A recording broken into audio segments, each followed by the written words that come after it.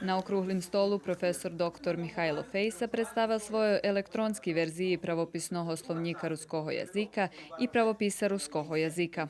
Na dajaké javnej rozpravi stali na sajtu Filozofskog fakulteta. Може да скрiju десятки ljudi to hvaljeli.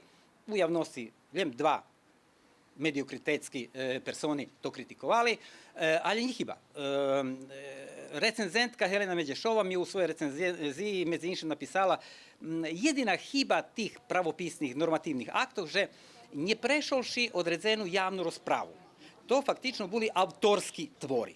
Pravopis fundament jedного jezika, a ruska javnost už dlho čeka na ošvižovanje svojho poneže pravopis ruskого jezika, vidrukovaný 70-ih rokoch.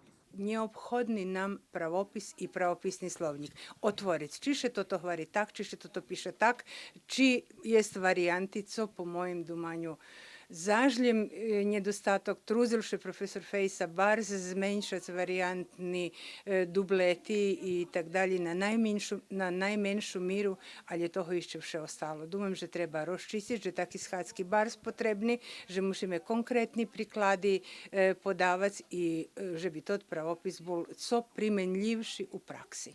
Pre epidemiologijnu situaciju na shodu mogli prisustvovati ljem 10 zainteresovani fahovci, ali podiju moglo provadziti i prejih Facebook profilu Zavodu za kulturu vojvođanskih Rusnacoh.